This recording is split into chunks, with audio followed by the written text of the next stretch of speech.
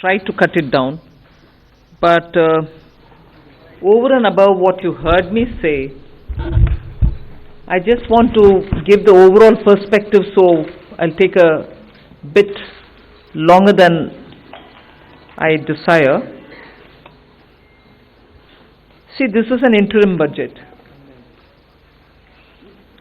presented just before the election, obviously. The four large things that I want to draw your attention to is GDP. You get the numbers, you see it and so on, but I want to bring in this dimension, that governance, development and performance. On all these three heads, I'd like to say what actually we have achieved, because that forms the backdrop. So, on governance, this budget speaks from a position where we have delivered on development, we better manage the economy with correct intentions, correct policies, and correct decisions. So it's a governance with care, conviction, and confidence. If that stood for the GDP's G, the D stands for people living better, earning better, and having high aspirations for the future. And if I move to the P, the performance, 3 consecutive years of 7% growth. Fastest growing economy in G20, all parts of the country participating in the growth. Price stability and inflation management. Handling the health and economic fallout of COVID. Build out of physical, digital and social infrastructure. DPI as a factor of production almost for formalization and financial inclusion and growth of the economy. Cleaning up the banking system, GST, one nation, one market and one tax, the IBC. So if you were to look at governments, I've listed some of them. So your GDP, as we look at governance, development and performance, I have something to say on each of these. So this budget, or vote on account, is getting presented with the GDP that we want to speak to you about, and in that the fiscal management actually is something which I would like you to spend some time even as you go through the budget, but I'll flag it here. Bringing down the fiscal deficit in spite of very challenging times, as per the announced consolidation path, and with transparency and prudence.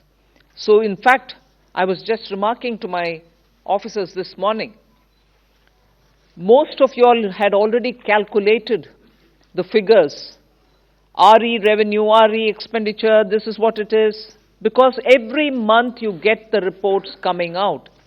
So you don't need to wait till the budget statement. Every month you get the accounts, and so budget process has become absolutely transparent and questionable. If there are any, you're there to question, we are here to answer. But we set in the process of keeping everything brought on budget and nothing kept aside from it or underneath it. So with that, the budget deficit, fiscal deficit, 5.8%, which is much lower than the 5.9, which was at the BE. Similarly, for the 24-25 budget, we've given 5.1 as the fiscal deficit, so clearly indicating that we are on track to meet the glide path which was set in 2021-22, and that we are well on track to meet the 4.5% fiscal deficit, on or below 4.5 even by FY26. If this is the background with which I'm talking and the presentation of the budget happened, I want to very clearly put some things under the heading, if you want to call it that, Disha Nirdeshak Batein. You must have heard the Honorable Prime Minister speak before the Parliament session, well before the sessions commenced. His usual customary remarks. He said the budget will be presented tomorrow and you will have some Disha Nirdeshak Batein in it. So, what are those Disha Nirdeshak Batein? There are about 5 of them I highlight. Social justice as effective and necessary governance model. So it's not just a slogan for us, social justice, we'll have to work for Nyay. No. We've shown you that it is a governance model and a successful one at that. So social justice as an effective and governance, necessarily a governance model. Then 4 major caste groups, as we call it, as Prime Minister has emphasized, the poor, the women, the youth, and the Annadata. So, Disha Nirdeshak Batein, you have the second point. Third, focus on infrastructure. This year, again, massive increases of capex happened in the last 4 years. This year, too, there is 11% increase, resulting in a very recallable number, 11,111 crores. So continuing the trend of the last 4 years, where capital expenditure has been the route, one for revival earlier from COVID, and now for sustained growth towards towards the Vikasit Bharat goal. Fourth is the using of technology as a huge opportunity.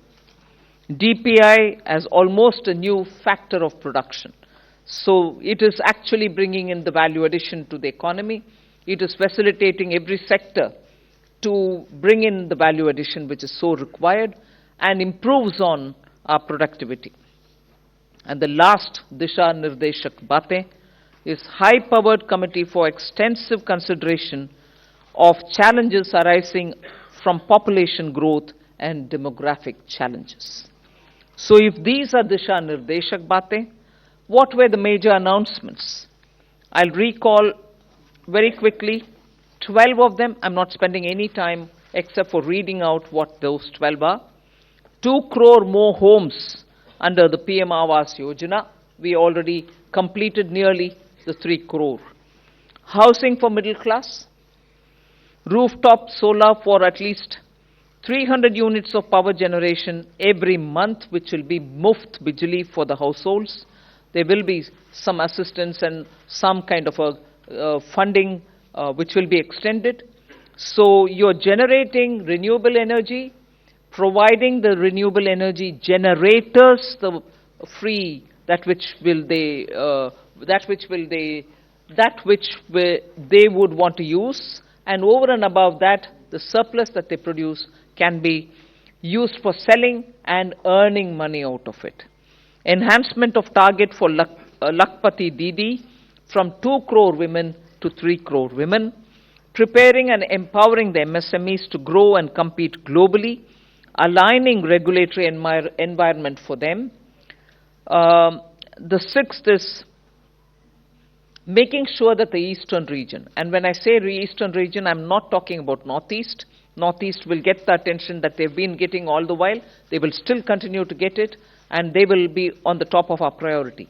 But when I say the eastern region, I'm talking about Bihar, Jharkhand, Chhattisgarh, and Orissa, making sure that they will become the engines of growth for the new Amritkal India that we are trying to use as a bridge towards leading to Vikasit Bharat 2047. And Eastern India, I've missed out on West Bengal, please add it. Bihar, Jharkhand, Orissa, Chhattisgarh, and West Bengal. Next generation reforms will be carried on, building consensus with states and stakeholders for reform, perform, transform. 3 major corridors, which are programs for railways, for logistics efficiency, and they have been explained. The important point that I want to highlight there is to make sure for Vikasit Bharat, you just don't need to build for better passenger convenience, you need to build for better passenger convenience. You need to give them safety. You need to shorten the traveling time for them. So one of the corridor is going to give emphasis for high density routes where passengers traffic is very high. We need to bring efficiencies and better safety in those areas. But for Vikasit Bharat, passengers need to move as they wish. But equally, materials, raw materials, building goods, cement, rare earths, minerals, we need them to move efficiently as well. So the corridor will take care of that as well. So the synergy between movement of people and movement of goods is what is being highlighted in the 3 corridors that we're talking about. Ninth announcement, that is urbanization, looking at Metro and Namo Bharat. One of the railway related things which I missed out on telling you, 40,000 bogies are going to be improved in the standards with which they can be effective rolling stock and also give the convenience in the passenger experience inside the bogies as well. So 40,000 coaches are going to be brought up to the level of Vande Bharat standards. Metro and Namo Bharat I did mention, so that urban transformation through transit-oriented development can happen. The 10th announcement which I draw your attention to is 1 lakh crore corpus for research and innovation by private sector. So that's coming in at the 10th. 11th is boost to tourism, including spiritual tourism. Interest-free loans will be given to states so that they can build on iconic tourist centers. And the 12th one is supporting reforms in state. They are separate from the development of tourism centers, and therefore I want you all to have the clarity that help to centers are supporting reforms in state is slightly different from boost to tourism. There will be a white paper on economic performance of the last 10 years compared with the previous 10 years. The 12th announcement is so much a statement that I would like to make, which is what I made in the budget speech as well. Government has got the trust and the confidence and the blessings of the people based on its exemplary track record of GDP, as I said, governance, development and performance, effective delivery, and also on Jan Kalyan. So highlighted points have been realized as goals of Vikasit Bharat till now, and they are the realizable goals also continuing to be so, because what we want to underline is we govern with good intentions, true dedication and hard work in the coming years, and that's why Amrit Kal is also now called Kartavya Kal. In short, that's the budget. Thank you very much. Yeah. The Finance Minister has just now encapsulated the key highlights of the budget. We'll now open the floor. We can begin with the front row here. Please go ahead, 53. Please hand over the microphone here. Hello, ma'am. This is Priyashmita from Informist Media. Ma'am, I wanted to know about the projections in your tax collections. So tax collections are seen currently growing at about 14.4%. Your April to December data shows. However, the projections in your budget are lower than that. So a back of the envelope calculation shows that you're going to get about 55,000 above your revised estimate if the collections continues. So your estimates are conservative, would you say that? I'll certainly ask Somanathan to come in on that. Estimates are always realistic with us.